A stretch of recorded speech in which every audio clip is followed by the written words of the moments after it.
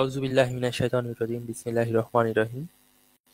যাবতীয় প্রশংসা আল্লাহর, যিনি মানুষকে সৃষ্টি করেছেন এবং মানুষকে তিনি খেলাফতের দায়িত্ব দিয়ে পাঠিয়েছেন। তো আল্লাহ তাআলা মানব সৃষ্টির সময় বলছেন যে তিনি খলিফার প্রতিনিধি তৈরি করছেন। যাবতীয় প্রশংসা আল্লাহর এবং আমাদের যদি কোনো ভুল ত্রুটি হয় আল্লাহ যেন ক্ষমা করেন। আজকে আলোচনাটা একটু স্পর্শকাতর, কারণ খেলাফত প্রতিষ্ঠায় কি করণীয় এবং তাওহীদ এই দুইটা নিয়ে আলোচনা করব। এখন এইটা নিয়ে আলোচনা করার আমার কনসেপ্ট শেয়ার করব। তো আমার কনসেপ্ট শেয়ার করার প্রথমে একটা বিষয় বলি যে আল্লাহর বিধান কার্যকর আছে, তা কেউ মানুক অথবা না মানুক, এই বিধান কিন্তু কার্যকর আছে। কেউ যদি চোরের না হাত কাটে, তার মানে চুরির শাস্তি হাত কাটা, এই শাস্তি যে লেখা হয় নাই আল্লাহর বিধানে, এটা কিন্তু না। তো এটা কিন্তু আল্লাহর বিধানে লেখা হয়ে গেছে, মানে আল্লাহর বিধান কার্যকর, অ্যাক্টিভ। যেদিন থেকে আল্লাহ রাসূল সাল্লাল্লাহু আলাইহি সাল্লামের কাছে বিধান আসছে সেই দিন থেকে ওই বিধানটা কার্যকর আমাদের জন্য। এটা এটা কিয়ামতের আগ পর্যন্ত হয়তো থাকবে ইনশাআল্লাহ। তো তার মানে আমরা সবাই আল্লাহর বিধানের অধীনস্থ, সেটা রাষ্ট্র হোক, সমাজ হোক, প্রেসিডেন্ট হোক, অথবা বাংলাদেশের সংবিধান হোক, সবকিছুই আল্লাহর বিধানের অধীনস্থ।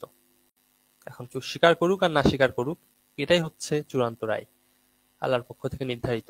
আপনি যদি অস্বীকার করেন যে না, আল্লাহর বিধান বাংলাদেশের সংবিধানের অধীনস্থ, তো আপনি আসলে মুসলমান থেকে বাইরে গেছেন। কারণ আল্লাহর বিধানকে মানুষের অধীনস্থ করা যায় না, ঠিক আছে না? আমরা আল্লাহর বিধানের অনুসারী, আল্লাহর অনুসারী। আর আল্লাহ তো জীবিত, তাই না? আল্লাহ তো কথা বলেন, আল্লাহ তো আমাদের কথা শোনেন, এবং আল্লাহ প্রতিটা প্রাণীর বিষয়ে জ্ঞাত। তো তার মানে আল্লাহ সবকিছু দেখছেন এবং তিনি সবকিছু পরিচালনাও করেন। তো তার মানে এবং আল্লাহর বিধান কিন্তু কার্যকর আছে। তো তাওহীদের বিষয়টা আমরা যদি একটু খেয়াল করি, যে আল্লাহ আমাদেরকে দেখছেন, তিনি আমাদেরকে শুনছেন, তিনি প্রতিটা জীবের বিষয়ে জ্ঞাত। এর পাশাপাশি আল্লাহর বিধান কার্যকর আছে, তিনি তার বিধানগুলো দেখছেন। এখন খেলাফতের দায়িত্বটা কি শুধুমাত্র খলিফার কিনা বা একজন মানুষের কিনা, এইটা প্রশ্ন আমার মনে উদ্রেক হয়েছে। এবং আমি ইন্টারেস্টিংলি দেখছি যে খেলাফতের দায়িত্ব শুধুমাত্র একজন মানুষের না, বরং এই খলিফার দায়িত্ব প্রতিটা মানুষের। এবং এইটা আমি কেন এটা বলছি তার বেশ কিছু কারণ উল্লেখ করি। খলিফার দায়িত্ব বলতে আমরা সেটা বুঝি একজন নেতার দায়িত্ব হিসাবে চোরের হাত কাটা ইত্যাদি ইত্যাদি। কিন্তু আমার যে দায়িত্ব আছে ইসলাম ধর্ম কর্তৃক, সেটা কি খেলাফতের দায়িত্বের বাইরে কিনা, এই জিনিসটা যদি আমরা চিন্তা করি, দেখবো যে হ্যাঁ, এটাও আল্লাহর আনুগত্য, খেলাফতের মধ্যেই পড়ে। এটাকে রাজনৈতিকভাবে ব্যাখ্যা করছি না আমি। যেমন আপনার কেউ ধন সম্পদ কেড়ে নিচ্ছে, তো আপনি কি করবেন? এই অধিকার আল্লাহ আপনাকে দিয়েছে, তাই না? আবার আপনার ছিনতাই হচ্ছে, ছিনতাইকারী শাস্তি কি, এটাও আল্লাহ দিয়েছেন। এখন কেউ আপনার সম্পদ ছিনতাই করছে, তো যেহেতু আপনার সম্পদ ছিনতাই করছে, আপনি তখন তাকে বললেন যে আচ্ছা ঠিক আছে, তুমি যে আমার সম্পদ ছিনতাই করছো করো, কিন্তু তুমি আল্লাহর বিধানটা জেনে নাও। এই যারা ছিনতাই করে, প্রকাশ্যে সম্পদ অবৈধভাবে নেয়, তাদের শাস্তি হচ্ছে হাত পা পিছন থেকে কাইটা ফেলা, অথবা শুলে চড়ানো, অথবা দেশ থেকে বের করে দেওয়া। এই শাস্তি তোমার জন্য নির্ধারিত আল্লাহর পক্ষ থেকে, এবং তুমি এই শাস্তির আওতায়, কিন্তু আমি বাস্তবায়ন করতে পারছি না, এটা রাষ্ট্র করবে। যেহেতু আল্লাহ এই শাস্তি তোমার জন্য নির্ধারণ করে দিয়েছেন, এবং এই শাস্তি তোমাকে পাইতে হবে, এর থেকে কঠিন শাস্তি পাইতে হবে মরার পরে। দুনিয়াতে তোমার শাস্তি এইটা। ও চোরের হাত কাটার তো শাস্তি শুনছে, ছিনতাইয়ের শাস্তি শোনার পরে দুনিয়াতে আল্লাহকে এই শাস্তি দেয়, ও একটু হলেও ভয় করবে, মুসলমান হলেও। আপনি আল্লাহর একটা বিধান কি অপারেট করলেন, এটাই হচ্ছে খিলাফত, আমার ধারণা। এখন আমি দেখছি বিএনপির অনেক বড় বড় নেতা বড় বড় মিছিল করতেছে, মিটিং করতেছে, কিন্তু আমি একটা সামান্য ছেলে, এই কাজটাই করছি আমার এলাকার চাঁদাবাজদের সাথে, ওরা কিন্তু নাই, আমি দেখি নাই এক দুইজনকে। তো আছে কি নাই আমি দেখিনি এই পর্যন্ত, যাদের সাথে আমি এই বিষয়টা জানাইছি এবং বলছি যে তোরে মরার পরে দেখে নিব, সাক্ষী হয়ে থাকিস। এই দুনিয়াতে তো যা ইচ্ছে সেটা করবি, যা মরার পরে তোরে দেখবো। আল্লাহর বিধান অস্বীকারী কি? কাফের। ও যদি অস্বীকার করে, যদিও মনে করে আল্লাহর বিধান ভুল, ওই ঠিক আছে, তো ইসলাম থেকে বের হয়ে গেল। যদি সে নিজেকে সঠিকভাবে আল্লাহর বিধানের উপর দম্ভ করে যে এই কেয়ারই করি না, ইসলাম থেকে বাইরে যাবে, তো তোরা মরার পরে দেখবো ইনশাল্লাহ। আর ও যদি মনে করে যে যা করতেছি ভুল হচ্ছে, আল্লাহ যেন ক্ষমা করেন, তাইলে আপাতত মুসলিম। তাহলে ও যদি দম্ভ করে তো কাফের হয়ে যাবে। এখন ছিনতাইকারীর এই বিধান বিএনপির সবাই জানবে, আর কাফের শাস্তি তো বোঝেন। কাবিরা গুনাহগার কাফের কিনা, অনেক ক্ষেত্রে কাফের না, কিন্তু কাবিরা গুনাহগারও কাফের হয়ে যেতে পারে যদি সে মনে করে যে না এটা কাবিরা গুনাহ, আমি মানি না আল্লাহর আইন, কাফের হয়ে যাবে। তো এইটা তাওহীদের পার্ট, এবং আল্লাহ বিধানদাতা, একমাত্র আইনদাতা, আল্লাহর আইনকে অস্বীকার করা যাবে না।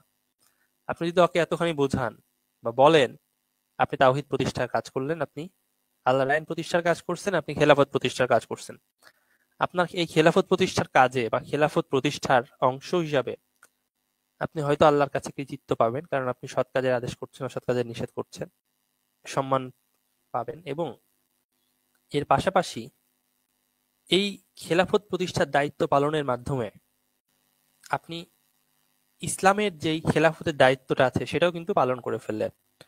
এই খেলাফতের দায়িত্ব পালন করতে আপনার টাকা লাগলো না, সম্পদ লাগলো না, শুধুমাত্র অল্প কিছু কাজ করলেন আর দেখলেন যে একটা খেলাফতের দায়িত্ব পালন হয়ে গেছে। আপনার খলিফা হওয়ারও দরকার হয়নি, আমার খলিফা হওয়ারও দরকার পড়ে নাই, কারো খলিফা হওয়ার দরকার পড়লো না, কিন্তু চাঁদাবাজদের অন্তর থেকে থরথর করে কাঁপবে। ও যদি কাফের হইতে যায়, কাফেররা চিরস্থায়ী জাহান্নামে যাবে। ও যদি আল্লাহর বিধানকে পরোয়াই না করে, তো ওইটার শাস্তি ওই বুঝে নিবে, ওইটার শাস্তি আল্লাহ দেখবে। কিন্তু আমরা যদি এই কথাটা বুকের সাহসে বলতে পারি, এটাই হচ্ছে অনেক বড় একটা বিষয়, তাই না? এখন তাহলে আমি চুরি, ছিনতাই বা এই ধরনের বিষয়ের ক্ষেত্রে আমরা যদি নিজ নিজ জায়গা থেকে এই খেলাফতের দায়িত্বটা পালন করি, that will be enough for us. আমার ধারণা আমি একাই চাঁদাবাজি উচ্ছেদে আমার এলাকাতে যতটুকু কাজ করছি, মাত্র 2 জন মানুষকে থ্রেট দিয়ে, মানে থ্রেট না তো আল্লাহর বিধান জানে যে তোরা এভাবে করে ধরবো কিন্তু বলার পর, এটা আল্লাহর বিধান। বিএনপির বড় বড় মিছিল মিটিং এ হাজার হাজার মানুষ এই কাজটা করে নাই। তাদের অনেক জনপ্রিয়তা, অনেক মানুষ, অনেক ক্ষমতা, কিন্তু ক্ষমতা দিয়ে কাজ নাই, তাই না? তো আমার শুধুমাত্র ধর্মীয় কাজটা আমি করছি, যেটা আল্লাহর বিধান। প্রকাশ্যে জনগণের কাছ থেকে ভাবে টাকা নিস না। তো আমি খালি বলছি আল্লাহ কি করার করছিল এটা আল্লাহ ভালো জানে, ওরে মরার পরে দেখবো ইনশাল্লাহ যে কে সঠিক আছিস। এখন এই যে আমি একটা ঘটনা বললাম, এটা কি প্রচন্ড রিস্কি কাজ? আপনি যে শুধুমাত্র বলবেন যে ভাই আল্লাহর বিধানে এটা আছে, এই কাজটা করিস না, আর এটা হবে তোর শাস্তি, দেখবেন আর আত্মা থরথর করে কাঁপবে। উপায় নাই তো। যদি মুসলিম হয়, যদি কাফের হয়, সেটা দেখা যাবে। তাইলে আমার ক্ষেত্রে যে খেলাফতের দায়িত্বটা আছে সেটা তো আমি পালন করতেছি, মানে করা তো সম্ভব। এখন খলিফা কি সারা এলাকাতে এইসব চোর বাটপার ছাত্রদেরকে ধরে বেড়াবে? আমরা তো আল্লাহর আইনগুলোকে প্রচার করতে হবে এবং নিজেরা সেই আইনটা বৈধভাবে বাস্তবায়ন করতে হবে। বৈধভাবে বলতেছি কি, আল্লাহর আইনগুলো আমি যদি জানি এবং আমি যদি সেগুলো বৈধভাবে বাস্তবায়ন করি আমার বৈধ ক্ষমতা অনুসারে, তো সেটাই হচ্ছে আমার জন্য খেলাফত প্রতিষ্ঠা করা। আমি খেলাফত প্রতিষ্ঠার ক্ষেত্রে আহামরি কোনো তত্ত্বের বিষয়ে যাব না, যেই তত্ত্ব প্র্যাকটিক্যালি অ্যাপ্লাই করা আমার জন্য কঠিন, বা যেই তত্ত্বের দায়িত্ব আমার উপর দেওয়া হয় নাই। আমি খেলাফত প্রতিষ্ঠার ক্ষেত্রে এতটুকু বলবো, কেউ সিগারেট বিড়ি খাচ্ছে, আপনি যে ওরা বলেন যে ভাই আপনি এই কাজটা করেন না, এটা আল্লাহর বিধানে নাই, ও আপাতত আল্লাহর বিধানকে রেসপেক্ট করে ও যেন সেই কাজগুলোকে একটু থামায়, একটু কমায়। আর যদি দম্ভ অহংকার দেখে সিগারেট বিড়ি চালু রাখে, তো কাফের, না আল্লাহর বিধানকে গণায় না। ও যদি বলে যে আল্লাহ আমি এই কাজটা করতেছি আপনার বিধান অনুসারে অবৈধ, তো আল্লাহ আপনি আমাকে ক্ষমা করেন, ও নিজের মনে মনে বলতেছে, ঠিক আছে, অ্যাকসেপ্টেড, গ্রহণযোগ্য। কিন্তু দম্ভ দেখে গণি না, আল্লাহর বিধান হারাম তো কি হয়েছে, করতেছি, কোনো সমস্যা নাই, গেল কাফের। আল্লাহর বিধানই অস্বীকার করে ফেলছে, এটা হারাম জিনিস, সেটা খারাপ জিনিস, স্বীকৃতি দিয়ে বলতে হবে যে ভাই এই কাজটা খারাপ হচ্ছে, আমি চেষ্টা করতেছি, হয়তো আল্লাহ আমাকে সহায়তা করবেন। তো বিএনপির রাজনৈতিক নেতৃত্ব বা অন্যান্য রাজনৈতিক যারা নেতৃত্ব আছে, এরা এদের ক্ষমতা, প্রভাব অনেক কিছুই আমাদের এগেনস্ট ইউজ করবে। কিন্তু ওভারঅল আমাদের বুঝতে হবে যে আল্লাহর বিধানটাই চূড়ান্ত বিধান। অথবা জামাত, ওরাও ওই একই ক্যাটাগরির, অথবা অন্য কোনো রাজনৈতিক দল। আল্লাহ যারে বাঁচাইতে চায় তারে কেউ মারতে পারবে না, আর আল্লাহ যারে মারতে চায় তারে কেউ বাঁচাইতে পারবে না। আমাদের বৈধ, আল্লাহ রাসূল সাল্লাল্লাহু আলাইহি সাল্লাম বলেছেন, মুনাফিকদের বিরুদ্ধে আমাদের নিয়ম অনুসারে মুখ দিয়ে জিহাদ করা যায়, তাই তো? এটাই তো মুনাফিকদের বিরুদ্ধে জিহাদের নীতিমালা।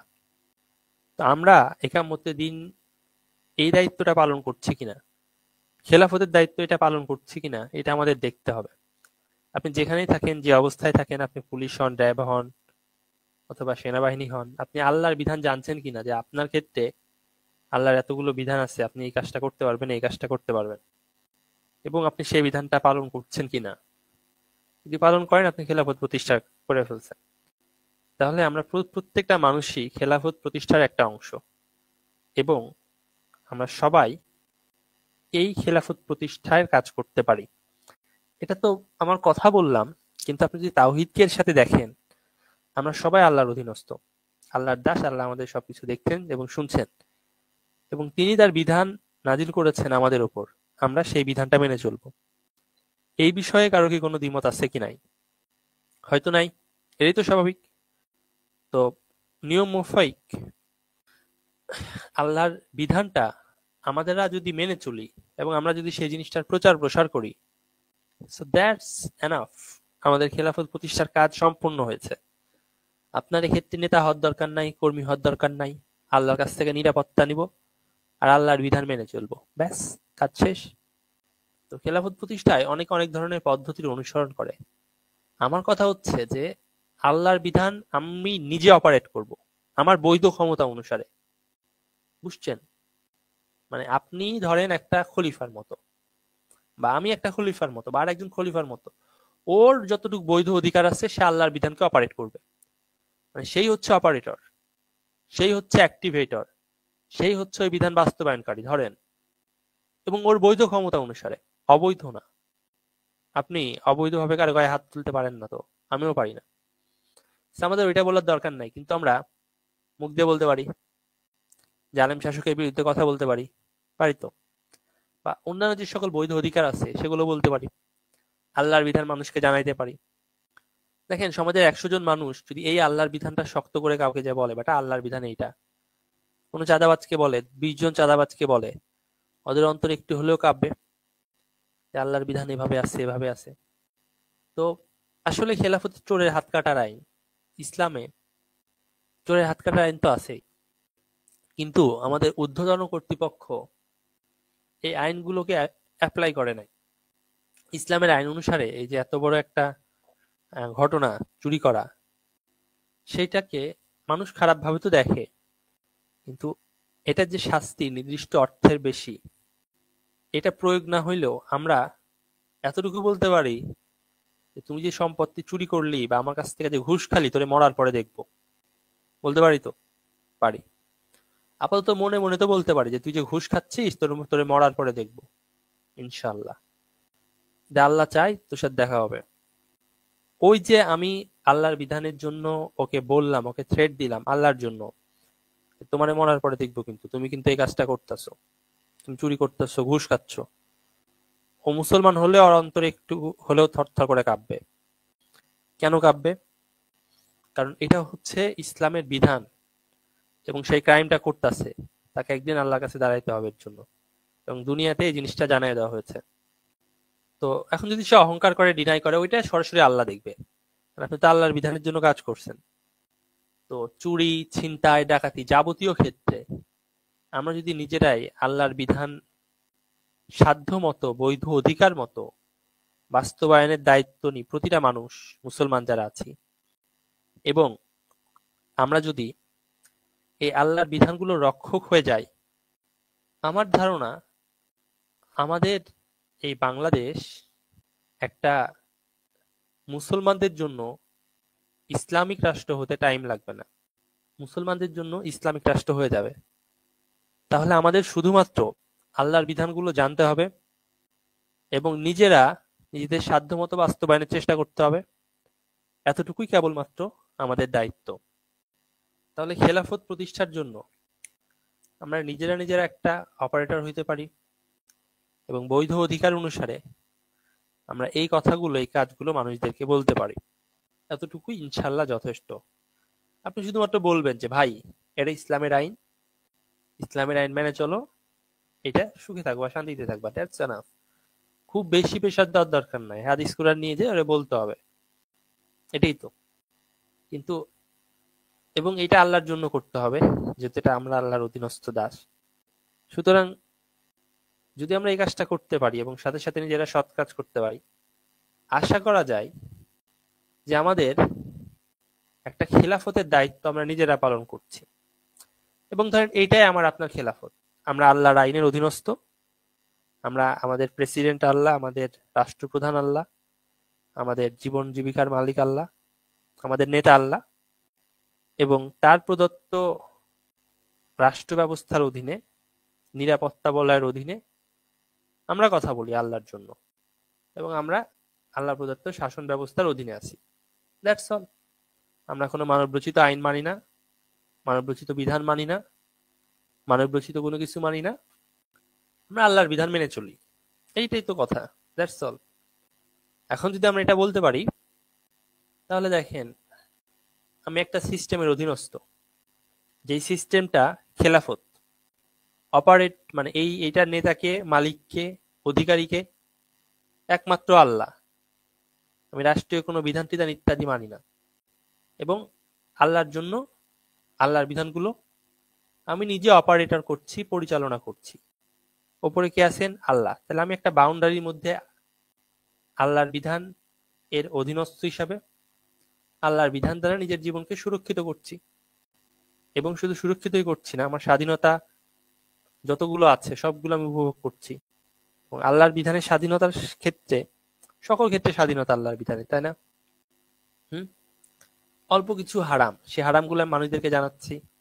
আমার জীবনের সেফটি, সিকিউরিটি এবং স্বাধীনতা সবগুলো আল্লাহ প্রদত্ত, এবং আল্লাহ প্রদত্ত অধিকার দ্বারা আমরা স্বাধীন।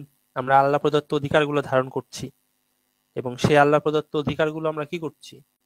সেই অধিকারগুলো আমরা সুরক্ষিত করছি। সাথে সাথে যে বাউন্ডারিগুলো দেওয়া হয়েছে, যেমন চুরি না করা, চুরি করলে সেইটার প্রতিবাদ করতে পারছি। প্রতিবাদ মানে আল্লাহর বিধানটাকে আমরা অপারেট করে দিচ্ছি, যে এই ক্ষেত্রে হয়তো ওই শাস্তি অস্ত্র দিয়ে হয়তো আমরা অপারেট করতে পারবো না, কিন্তু অস্ত্র দিয়ে না পারলেও, মানে চোরের হাত কাটতে না পারলেও আল্লাহর বিধান কিন্তু আমি আমার মতো করে অপারেট করে দিলাম।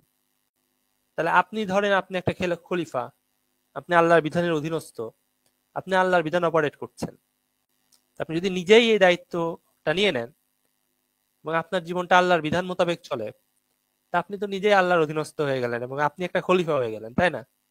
তো সেরকম আমরা যদি সবাই দায়িত্বটা নিই, যে আমাদের বৈধ অধিকার অনুসারে যে দায়িত্ব আমার উপর আমি নিতে পারি, যতটুকু বৈধ অধিকার ধর্ম আমাকে দিয়েছে, ততটুকু আমি খলিফা বা আপনিই খলিফা, তাই না? তাইলে আমরা আল্লাহর বিধানের অধীনস্থ, এবং আমাদের বৈধ দায়িত্ব অনুসারে আমি এই কথাটা বলতে পারি। চুরের হাত কাটার বিষয়, কেউ চুরি করছে, আমি যা বললাম যে ভাই চুরি করছেন, ইসলামের আইন হচ্ছে এটা, এবং আপনি জানেন তো আপনাকে মরার পরে জন্য ইনশাল্লাহ ধরবো। যদি আপনি বাইচে থাকেন, মুসলমান হন, তাহলে কাজ ছেড়ে দিন, তাছাড়া পরবর্তীতে ইনশাল্লাহ দেখা হবে, আল্লাহ যদি চায়। ওর অন্তর একটু হলেও কাঁপবে। ডাকাতি, ছিনতাই, অন্যান্য বিষয়ের ক্ষেত্রে এতে আপনার সুবিধাটা কি হবে? সুবিধাটা হবে আপনার জীবনটা আখিরাতমুখী হবে, এবং আপনি আল্লাহর বিধানের সরাসরি প্রতিষ্ঠাকারী একজন মানুষ হিসাবে নিজে খেলাফতের দায়িত্বের মতো করে নিজে আল্লাহর বিধানগুলো প্রতিষ্ঠিত করছেন। আল্লাহর জন্য করতে হবে, দুনিয়ার স্বার্থে না।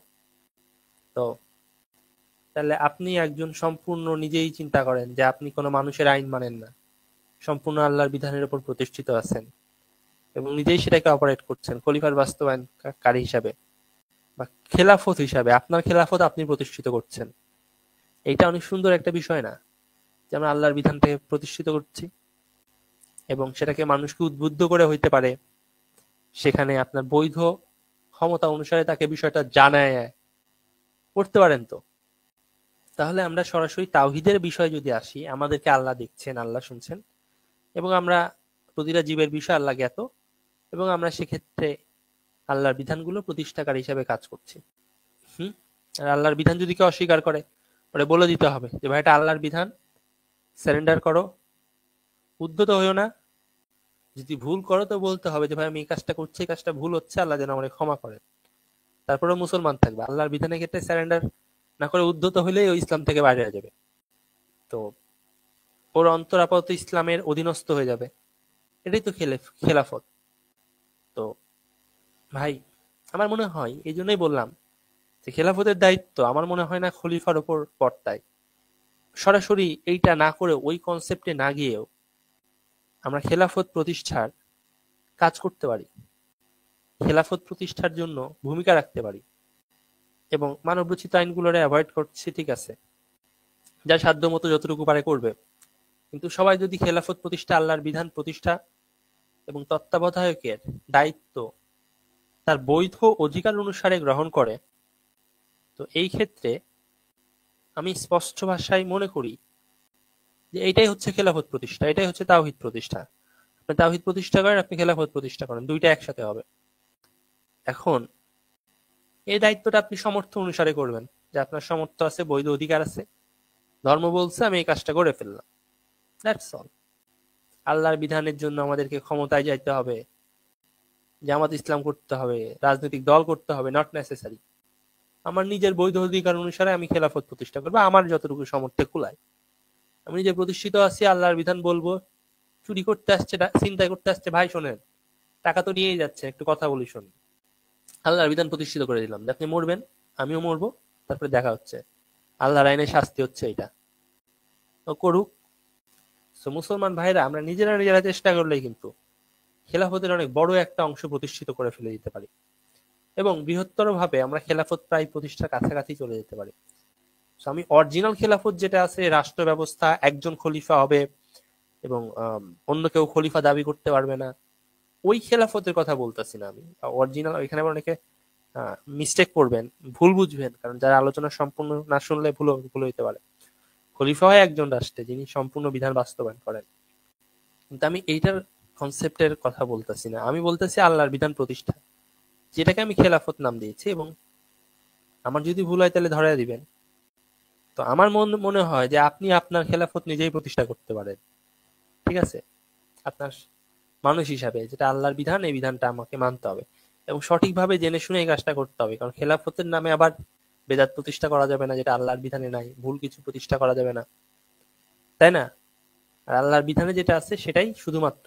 আর আমরা মনে হয় যে অনেক বেশি হালাল হারাম, অত বেশি বিষয়সমূহে ফোকাস করার দরকার নাই। অল্প কিছু বিষয় যদি প্রতিষ্ঠিত করা হয়, সমাজের বুকে যদি মানুষকে জানানো হয়, আশা করা যায় যে মোটামুটি ভাবে খেলাফত প্রতিষ্ঠিত হয়ে যাবে। একটা পরিবার যদি খেলাফতের উপর প্রতিষ্ঠিত থাকে, আল্লাহ প্রদত্ত বিধানের উপর, এবং তারা যদি আল্লাহর অধীনস্থ হিসাবে সেই বিধানগুলো নিজেরাই সুরক্ষাকারী হয় এবং রক্ষণাবেক্ষণকারী হয়, তো ওই পরিবার তো একটা খেলাফতের অধীনস্থ হয়ে গেল, ওকে তো রাষ্ট্র লাগলো না, তাই না? আমার মনে হয় যে খেলাফতের ডেফিনেশনটা রাষ্ট্রীয় সংজ্ঞা থেকে যেটা আসছে, সেটা হয়তো ওভাবে করে করা সম্ভব বর্তমান সময়ের জন্য না, এবং গণতান্ত্রিক পদ্ধতিতে তো অবশ্যই চোরের হাত কাটতে পারবে না। কিন্তু ব্যক্তিগতভাবে এবং সমষ্টিগতভাবে ইসলামের বিধানগুলো মানুষকে বলে এই জিনিসটা হয়তো সম্ভব, এবং আল্লাহর বিধানের ক্ষেত্রে তাকে অবশ্যই রেসপেক্ট দেখাইতে হবে, তাছাড়াও বাইরে হয়ে যাবে। তো ওই ভয় করে লাভ নাই ভাই, দুনিয়াতে বাঁচবো কয়দিন, তাই না?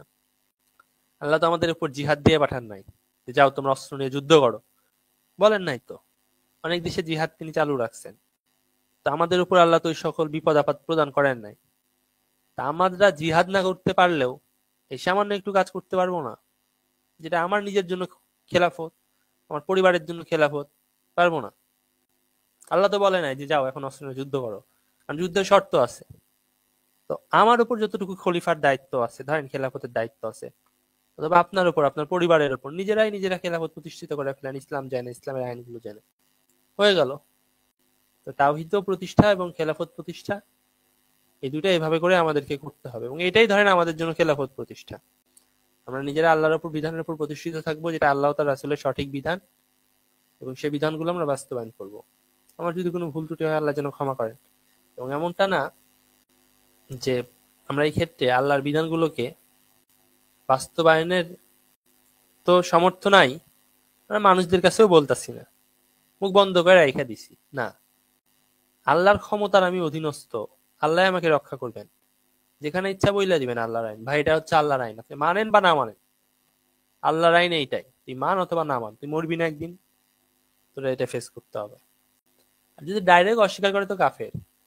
আর যদি ভুল বশত ভুল স্বীকার করে যে ভাই এটা ভুল হইতাছে, আমি সংশোধনের চেষ্টা করছি, তো মুসলমান বুঝছে, আপনি তখন তার জন্য দোয়া করবেন যে ভাই ঠিক আছে, এটা চেষ্টা করি।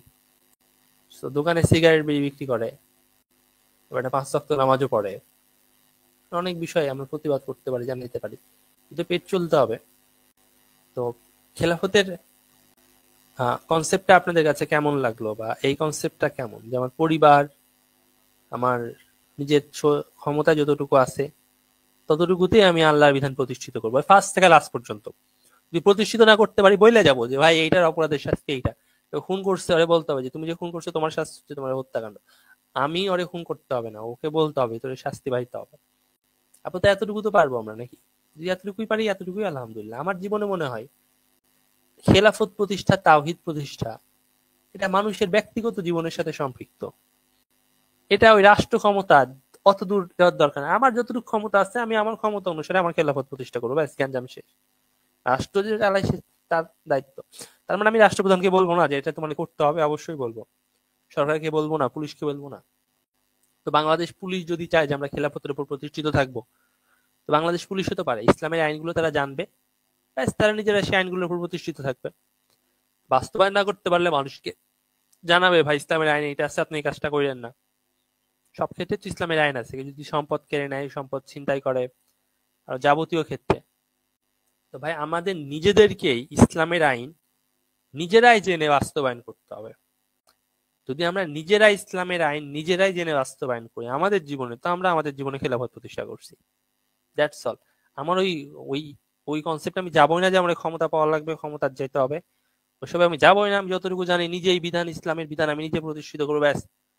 আমি নিজের জীবনে এবং আমার আশেপাশে যতখানি চাঁদাবাজি ছিনতাই যা হবে, কিছু করতে না পারলে তো আল্লাহর বিধান বলতে পারবো যে ভাই আল্লাহর বিধান এইটা, আপনি মানেন অথবা না মানেন।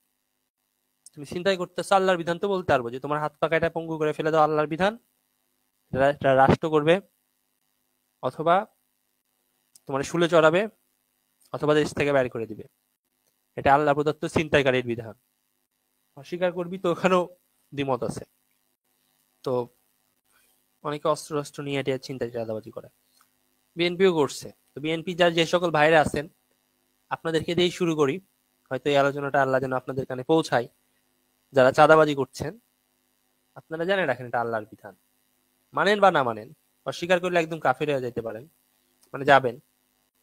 যারা প্রকাশ্যে এই ধরনের অর্থনৈতিক কর্মকাণ্ড পরিচালনা করেন, টাকাবাজি মানুষের কাছ থেকে নিয়ে নেন, আপনাদের শাস্তি হচ্ছে হাত পা কাইটা ফেলে দেওয়া। এখন রাষ্ট্র যদি এটা না করতে পারে, আপনাদের শুলে চড়াইতে পারে, যদি এটা না করতে পারে দেশ থেকে বের করে দিতে পারে সারা জীবনের জন্য। হয়তো দেখা যাচ্ছে দেশ থেকে বের করে এখন একটা বন জঙ্গলের মধ্যে রেখে দিল, যেখান থেকে আর আপনি আসতে পারতেছেন না, করতেই পারে। এটাকে বলে নির্বাসন। তো চিন্তা চাঁদাবাজিরা একটু চিন্তা করেন, আল্লাহর বিধান একটু কঠোর আছে, তাই তো? জমি দখল, পুকুর দখল, শুধু বলতে হবে যে আল্লাহর বিধান এইটা আছে, যা করছিস কর, তোদের সাথে মরার পরে দেখা হবে। এই যে যারা মানব রচিত বিধান প্রতিষ্ঠিত করছেন, আপনাদের পরেও, আপনাদের সাথেও মরার পরে দেখা হবে ইনশাল্লাহ। তখন তো আমরা ছাড়বো না ইনশাল্লাহ। আমাদের খেলাফতের দাবি তুলতে হবে, নিজেদেরকেই কথা বলতে হবে, এবং আমাদের বৈধ অধিকার অনুসারে। আমি একটা কথা বলতেছি বারবার, বৈধ অধিকার। আল্লাহ যে অধিকার আমাকে দেন নাই, যেমন জিহাদ ঘোষণা বা যুদ্ধ করা, এটা রাষ্ট্র বা সেনা প্রধানের দায়িত্ব, এটা আমাদের দায়িত্ব না ভাই। এগুলো বুঝতে হবে, কারণ এগুলো শাসক তো আমি আপনি না, আমরা তো সাধারণ মানুষ। কিন্তু খেলাফতের যে দায়িত্ব আছে, জিনিসটা আমাদের জীবনের ক্ষেত্রে আমরা কার্যকর করতে পারি, জানাইতে পারি, এবং আমরা সব বিধানের অধীনস্থ হিসাবে ভাবতেই পারি যে আমরা একটা খেলাফতের অধীনস্থ হিসাবে আছি, এবং নেতাকে, শাসককে কার অধীনস্থ হয়ে আছি, কার সুরক্ষায় আছি? আল্লাহর সুরক্ষায়। আল্লাহ হচ্ছেন নেতা, আল্লাহ হচ্ছেন শাসক। আল্লাহর বিধান মানি, কারো বিধান মানি না, সুরক্ষা করবে কে? আল্লাহ করবে। তাই না? তাইলে হয়ে গেল সহজ হিসাব, সহজ খেলাফতের দায়িত্ব। তো বিপ্লবী এই আলোচনাটা যারা শুনলেন, আপনাদের মতামত কি প্রকাশ করেন? এবং আমার মনে হয় যে আমি এখন থেকে একটা খেলাফতের মধ্যে আছি। আল্লাহ হচ্ছে একমাত্র নেতা, আল্লাহর বিধান মাইনা চলি। আল্লাহ প্রদত্ত অধিকার দ্বারা আমি স্বাধীন, আল্লাহ প্রদত্ত অধিকার নিয়ে বাইচে থাকি। বাংলাদেশ কারো কোনো অধিকার না, আল্লাহ প্রদত্ত একমাত্র অধিকার নিয়ে বেঁচে থাকি, আল্লাহ বাঁচায় রাখেন। এবং তার বিধান যতটুকু আছে সবার উপর কার্যকর আছে, কার্যকর আছে। আমার বলার দায়িত্ব আমি বলবো, সে মানলে মানুক আর না মানলে না মানুক, মরার পরে আল্লাহ তাকে ঠিকই ধরবেন। ডক্টর ইউনূস রাষ্ট্রপ্রধান, এখন যেই রাষ্ট্রপ্রধান হবেন ভবিষ্যতে, তার উপরও কার্যকর আছে, আমাদের সবার উপর কার্যকর আছে। সে যদি না মানে, আল্লাহ মরার পরে ধরবেন। আর সে যদি অস্বীকার না করে যদি বলে যে আমি অক্ষম বা আমি অজুহাত দেয়, তো মুসলমান, আর অস্বীকার করলে কাফের।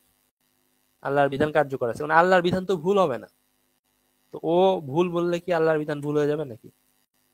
আল্লাহর বিধানকে যদি কেউ ভুল বলে বা অযোগ্য বলে, ওই মুসলমান নাকি? তো আল্লাহর বিধান হচ্ছে চূড়ান্ত বিধান, আল্লাহর নিয়ম হচ্ছে চূড়ান্ত নিয়ম। সকল বিধান, সকল কিছু, সকল মানুষ সবাই আল্লাহর অধীনস্থ, এবং সুরক্ষাকারী কি আমাদের আল্লাহ, এবং আমরা আল্লাহর বিধান মেনে চলি। আমরা আল্লাহ প্রদত্ত খেলাফতের অধীনস্থ, একমাত্র নেতা হচ্ছেন আল্লাহ, ব্যাস। একমাত্র নেতা হচ্ছেন আল্লাহ। আমিও কারোর নেতা মানতে রাজি না, আপনারও কারোর নেতা মানতে রাজি না আল্লাহ ছাড়া, এটাই হওয়া উচিত। নেতা একমাত্র আল্লাহ। তো এই যে আমরা একটা খেলাফতের অধীনস্থ হিসেবে চিন্তা করতেছি, আল্লাহর নেতৃত্বে, আল্লাহর অধীনস্থে, এবং আল্লাহ প্রদত্ত নিরাপত্তা বলয়ের মধ্যে থেকে আল্লাহর আইন দ্বারা নিজেদের জীবনের স্বাধীনতাগুলোকে প্রতিষ্ঠিত করে চুরি ছিনতাই থেকে রক্ষা পেয়ে, এটা তো আমরা তো নিজেরাই এটা করতে পারি, এবং এটাতে তো আমাদের কাজ করা উচিত। কি মনে হয় আপনার জীবনের জন্য হলেও তো করা উচিত, বা আমার জীবনের জন্য হলেও তো করা উচিত। এটা আমার জীবনের নিরাপত্তা, আল্লাহ আমাদের প্রোটেক্ট করবে ইনশাল্লাহ। তো আমাদের বৈধ ক্ষমতা অনুসারে এই খেলাফতের মধ্যে আমাদের আসা উচিত, আল্লাহ প্রদত্ত শাসন ব্যবস্থার অধীনে, এবং সবগুলো ছাইড়া ফেলে দিয়ে আমরা আল্লাহ প্রদত্ত জীবন ব্যবস্থার তার খেলাফতের মধ্যে থেকে জীবনযাপন করবো ইনশাল্লাহ। এটা আমার যেহেতু এখন কোনো শাসক নাই, খলিফা নাই, তা আল্লাহকেই নেতা মানতে হবে, তাই তো? আল্লাহ রাসূল একটা হাদিসে বলছেন, প্রয়োজনে সমাজ থেকে বিচ্ছিন্ন হয়ে গাছের শিকড়ের নিচে যে জীবন ধারণ করতে। আমার কাছে মনে হয় যে ওই জামানা আসছে কিনা।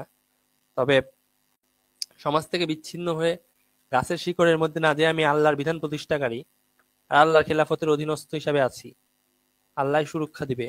শুধু মানুষকে আল্লাহর বিধান বলবো এবং আমার জীবনে সুরক্ষা নেবো, ব্যাস, এটাই যথেষ্ট আমার জন্য। আমার ওই বিধান বাস্তবায়ন করার সক্ষমতা নাই, ওটা আল্লাহ ধরবেও না। বাট আমি, আল্লাহ চাইলে আমার সুরক্ষা দিতে পারে না? অবশ্যই পারে। একটা হাদিসে আসছে যে সারা বিশ্বের মানুষ যদি তোমার কোনো কল্যাণ করতে চায়, তো ততটুকু কল্যাণই করতে পারে যতটুকু আল্লাহ চায়। আর সারা বিশ্বের মানুষ যদি তোমার কোনো ক্ষতি করতে চায়, আল্লাহ যতটুকু ক্ষতি করতে চায় ততটুকুই করতে পারবে, এর বেশি কিছুই করতে পারবে না। তো সেই হাদিসটা থেকে আমরা এতটুকু শিক্ষা পাই যে আল্লাহ তো চূড়ান্ত ক্ষমতার অধিকারী। আমি আল্লাহর বিধানের অধীনস্থ, আল্লাহর দ্বারা আল্লাহকে নেতা মেনে আমি যদি কোনো খলিফার অধীনস্থ হয়ে থাকি, আল্লাহর বিধানের অনুসরণ করি, এবং আমার সকল ন্যায়সঙ্গত প্রাপ্ত অধিকার আল্লাহর বিধানের মাধ্যমে আমি মানুষকে বলে আদায় করে নেওয়ার চেষ্টা করি, তো সেইটা কেন আল্লাহর অধীনস্থ একটা খেলাফতের মতো হবে না, বা আমার জীবন কেন একটা খেলাফতের জীবনের উপর প্রতিষ্ঠিত থাকবে না, সেটা আমি বুঝতে পারি না ভাই। আমার ধারণা আপনার জীবনের স্বার্থে বা আমার জীবনের স্বার্থে হলেও আল্লাহ প্রদত্ত স্বাধীনতাগুলোকে আমাদের অর্জন করে নেওয়া উচিত। চুরি ছিনতাই যাবতীয় বিপদ আপদ থেকে নিজেদের সুরক্ষিত করা উচিত, এবং সকল মানব রচিত ধারা বাঁধা নিয়ম থেকে এক আল্লাহর চূড়ান্ত নিয়মের উপর আমরা প্রতিষ্ঠিত থাকবো ইনশাল্লাহ। আমরা ভুল টুল করতে পারি, কিন্তু সেক্ষেত্রে আল্লাহর কাছে ক্ষমা চেয়ে মুসলমান হিসেবে থাকবো। তো আসেন আমরা খেলাফতের প্রতিষ্ঠার দায়িত্ব নিই, এবং আমাদের জীবনে আমরা আল্লাহকে নেতা মেনে আমাদের খেলাফত প্রতিষ্ঠা করি। রাষ্ট্র এনে পড়ে থাকে, এভাবে করে যদি আমরা সমাজ রাষ্ট্র নিজের যেখানে যে অবস্থানে আছে আল্লাহর বিধানকে যদি বাস্তবায়ন করতে পারি, চুরি ছিনতাই ডাকাতি ইত্যাদি ইত্যাদি ক্ষেত্রে বাস্তবায়ন যদি নাও করতে পারি, আল্লাহর বিধান যদি বলতে পারি, ইনশাল্লাহ সেটাই আমাদের ন্যায়সঙ্গত অধিকারগুলোকে সুরক্ষিত করবে, আমাদের মানুষের দাসত্ব হওয়া থেকে, মানুষের দাস হওয়া থেকে আমাদেরকে রক্ষা করবে। এই গণতন্ত্র, সমাজতন্ত্র, জাতীয়তাবাদ, এই সকল দাসত্ব থেকে, রাজনৈতিক দলের দাসত্ব থেকে আল্লাহ প্রদত্ত অধিকার এবং আল্লাহকে নেতা মেনে আমরা মুক্তি পাবো। কোনো ব্যক্তি মানুষকে নেতা মেনে মুক্তি নাই, রাজনৈতিক দলকে নেতা মেনে মুক্তি নাই। শৈশব থেকে আমরা আমাদের অধিকার সুরক্ষিত হয় নাই। আমরা অতীতে রাজনৈতিক দলগুলোকে অনেক বিশ্বাস করেছি। 1971 সাল থেকে বর্তমান সময় এবং কি তার আগে থেকেই পাকিস্তান শাসনামল থেকেই আমরা রাজনৈতিক গণতান্ত্রিক দলগুলোকে বিশ্বাস করেছি এবং প্রতিটা রাজনৈতিক দল গণতান্ত্রিক দল আমাদের সাথে দীর্ঘ সময় ধরে বেইমানি করে আসছে। সুতরাং যদি বিশ্বাস করতে হয়, যদি নেতা মানতে হয়, আল্লাহকে নেতা মেনে আল্লাহ প্রদত্ত অধিকারগুলো নিজের সামর্থ্য অনুসারে বলে বাস্তবায়ন করে আমাদের জীবনের যাবতীয় অধিকারকে সুপ্রতিষ্ঠিত করতে হবে। এটাই হচ্ছে আমার সর্বশেষ কথা। তো আল্লাহকে নেতা মেনে আল্লাহর সকল বিধানের উপর নিজেকে প্রতিষ্ঠিত করে, রাজনৈতিক দল সকল বিশ্বাস ভেঙে আল্লাহর উপর কেবলমাত্র তাওয়াক্কুল করে, তাওহীদের উপর কেবলমাত্র তাওয়াক্কুল করে আমরা আল্লাহর বিধানে নিজে বাস্তবায়নের ক্ষেত্রে নিজের সামর্থ্য বৈধ অধিকার অনুসারে ঝুঁকি নিয়ে বাস্তবায়নের ক্ষেত্রে যেন ভূমিকা রাখতে পারি, এটাই খেলাফত প্রতিষ্ঠার আমাদের জীবনকে নিরাপত্তা, নিশ্চয়তা এবং জীবনে আল্লাহ প্রদত্ত অধিকারকে সুপ্রতিষ্ঠিত করবে এবং আল্লাহ প্রদত্ত স্বাধীন অধিকার দ্বারা আমরা আল্লাহর নিয়ম দ্বারা পরিপূর্ণতা পাব এবং আমাদের জীবনকে সুন্দরভাবে আল্লাহ প্রদত্ত স্বাধীনতার উপর আল্লাহর ভালোবাসায় নিরাপত্তা, প্রশান্তির সাথে পার করতে পারবো বলে আশা করি। আল্লাহ যেন এটা আমাদের প্রদান করেন এবং দোয়া করি আমার আলোচনাতে যদি কোনো ভুল ত্রুটি থেকে থাকে আল্লাহ যেন সংশোধন করেন। পাশাপাশি খেলাফত প্রতিষ্ঠায় আমাদেরকে যেন নিজেদেরকে আল্লাহ কাজ করার তার ইচ্ছা মতো সামর্থ্য দান করেন, এটাই আমি আশা করি। তো যেহেতু এটা একটা নতুন কনসেপ্ট আমার কাছে মনে হয়েছে যে আমি এখনই খেলাফতের অধীনস্থে আছি, না আল্লাহ আমার নেতা, আমি আল্লাহর বিধানের অধীনস্থ হিসাবে আছি, আমি আল্লাহ প্রদত্ত অধিকার নিয়ে বাঁচি, আমি আল্লাহ প্রদত্ত অধিকার বিধান দ্বারা মানুষকে বলে আমি আমার অধিকার আদায় করি। আমি আল্লাহর খলিফার খেলাফতের অধীনস্থ আছি, আল্লাহ হচ্ছেন একমাত্র নেতা। আল্লাহর বিধান বলে আমি মানুষের কাছ থেকে আমার অধিকার আদায় করি, আমার অধিকারকে সুরক্ষিত করি। আল্লাহর বিধানই আমার জন্য সব। আমি তো আমার জীবনে খেলাফতের বাইরে নাই। এই কনসেপ্টটা যেহেতু আমি প্রথম আজকে শেয়ার করছি যে এইটাই হচ্ছে খেলাফত, না আমি স্টিল ইন দা খেলাফত, আমার কাছে এটা মনে হয়েছে। যদি কোনো এমন আর্গুমেন্ট আসে যে এটা আমার ডিবাং করে দিবে কমপ্লিটলি, তো সেই ক্ষেত্রে আমি বলবো যে ঠিক আছে,